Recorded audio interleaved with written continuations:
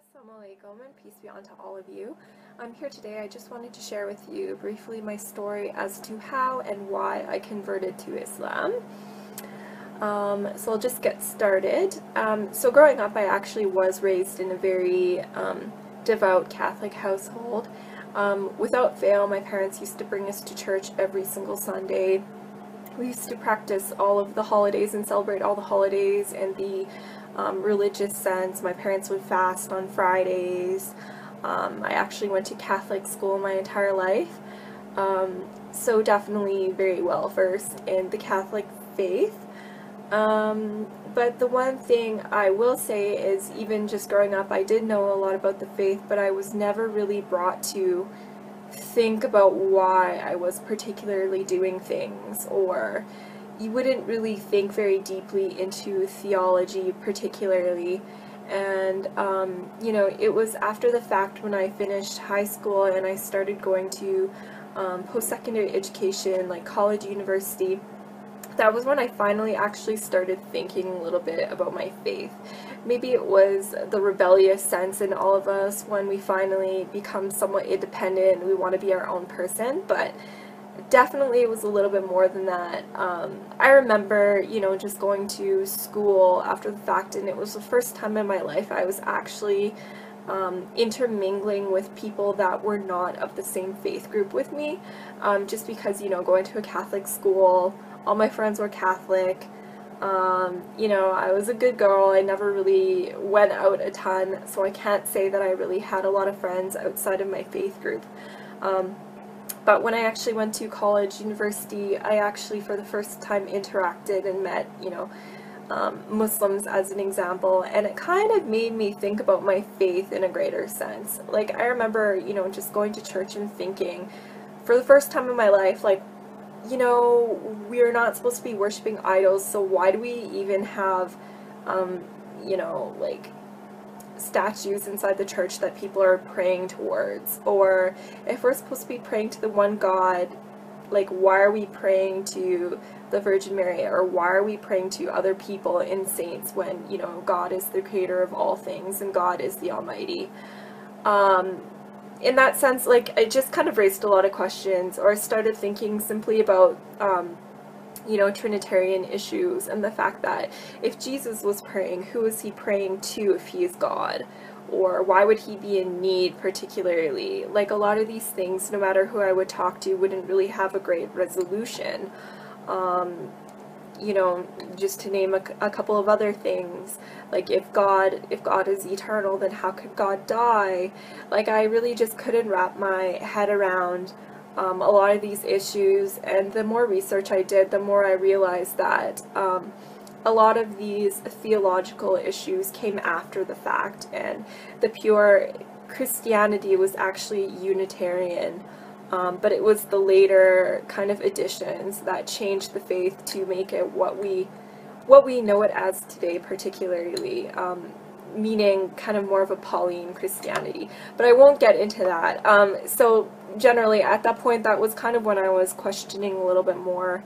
But I really didn't have much of a solution. I just had questions.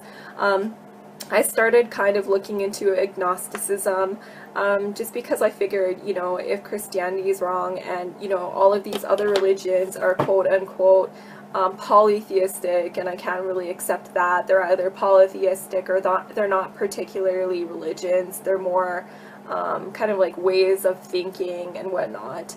I don't really want to be involved with any of these, and I never really found a good monotheistic solution, but at the same time I wasn't really looking much into religion. You know, but then it got to a point where I actually got in discussion about religion with some Muslims, actually, when I was at school. And I really didn't know much about their faith, to be quite honest. I had all of the stereotypical kind of ideas as to what Islam actually was. You know, the fact that it was terrorist mongering and a violent faith, and you know, they just want to convert everyone by the sword, quote unquote, or you know, intolerant, they just want to kill everybody that didn't agree with them. You know, very, very shallow kind of ideas as to what this faith was. But the more I kind of started asking questions about it, the more I was kind of finding myself strangely attracted to this religion, basically because of the fact that they believed in the existence of the one God, they believed in God's oneness, they believed in God's eternity, everlastingness, you know, but without all of the mental confusion. It was just, you know, basically belief was broken down into the fundamentals, and it was something that everyone would be able to digest without actually having to do any mental gymnastics. So long story short, I started looking a little bit further into Islam, not really wanting to particularly accept it as my religion, but still attracted to it nonetheless. I started taking a religious studies course where I actually was able to look at Islam from an unbiased, kind of scholarly perspective, and again, I found myself kind of being attracted to it because of its, you know, rationality. And the fact that Islam could meet kind of belief in science halfway. It was rational, sorry, but it had proof at the same time. It wasn't just asking you to believe without any questioning or proof whatsoever. So again, looking into the Quran, I found the exact same thing. You know, Allah would command His servants to question or think about things or ponder about things, and that was something that I definitely wasn't used to previously with the Bible, and something that was very attractive for me. Actually pondering and meditating about my religion, you know, it kind of gave me some kind of peace in my heart that I was really, again, becoming very attracted to, but again, I wouldn't accept Islam as my religion until I was entirely sure about it. You know, so again, reading more into the Quran, I was finally also able to put Judaism and Christianity into perspective, particularly looking into the role of prophets. Jesus is seen in Islam as a prophet and not being divine. And again, if you look at the Bible from a Quranic perspective, you'll see again all of these proofs in the Bible. The fact that Jesus, peace be upon him, attests to the oneness of God, and never anywhere in the Bible does he ever claim divinity, simply. You know, so reading into the Quran, it was slowly kind of answering questions for me. You know, when I would bring up all of these horrible arguments that I would see online and whatnot, to people of faith that were actually well versed in their religion, you know, I would always find some kind of resolution. Whenever I had a question about Islam, I always thought that it would kind of be a breaking point, and this would be the reason why I can't particularly believe in this faith, but it always ended up being to the contrary. And you know, along my journey, I was probably looking into Islam for maybe about, I would say, 2 years or so, and it was continuously the same thing, where it was just, it was working for my benefit and not on the contrary. And basically, whenever I would see all of these negative comments online or get all these negative comments from people, or even myself argue with people, it would just bring me to gather more knowledge about the religion, and actually got me to a point where I was very comfortable accepting Islam for what it was, but I still didn't make that final step of affirming my faith. And then I found it was actually just one very last driving point that brought me to accepting Islam. When I was actually very close to accepting Islam, I was doing an internship in Edmonton, where I was in school at the time, and this was coming to an end, and I was on my way back to Calgary, where I would actually be living with my older sister for the first time in many years, because she had actually been in Edmonton for university and I was in Calgary. It was just a big jumble. But anyways, so that was the very first time I would be living with her in years.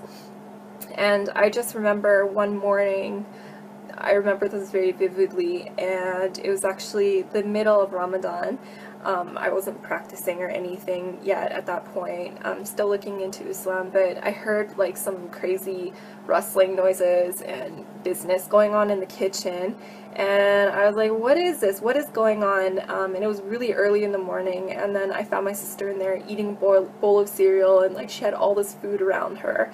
And I kind of questioned her as to what she was doing, and I realized at that point that she was trying to attempt to fast. So everything kind of came together at once, and I realized that at the same time when I was looking into Islam, my sister was also, even though we were separately living in completely different cities and didn't talk about religion whatsoever, we were actually going through the exact same thing. So that kind of brought me to a point where I was feeling a little bit more comfortable in my decision, you know, to potentially accept Islam. And my sister and I, we ended up actually going to a lot of religious lectures and lessons together, and kind of furthering our knowledge together and searching together. And we got to a point a few months later where we actually ended up attesting and affirming our faith in Islam together and saying our Shahada, Alhamdulillah. And since then, it's been about 4 years. So I've, since then, you know, my life has changed dramatically for the better. Finally, as a person, I feel so whole. You know, before Islam, I would go to bed at night and I would honestly not be able to sleep because I felt like I was purposeless, and I felt like, you know, extreme fear of, you know, what was going to happen to me. You know, am I just like this lump of flesh and I'm just gonna die and rot in the ground? Like, I just really felt unfulfilled, and I felt like there was no purpose for me. But in my life now, I can say that every single moment of every day, I feel like I'm accounting for it, and I actually have a purpose, and our purpose is to worship the Creator and devote our life to the Creator in the way that He has outlined in the Quran. Very, very simply speaking. But anyways, so that's my story. I'm gonna keep it short and leave it at that, but inshallah, I hope any of you out there perhaps benefited from this story, and I hope to be of service to anybody, you know, with any questions about Islam whatsoever. I would love to kind of dispel any myths and use my knowledge that I've gained over the past couple of years to, you know, maybe inspire you guys in some way, or at least provide you with some knowledge, or answer any of the questions that you've been burning to have answers to. But for now, assalamu alaikum.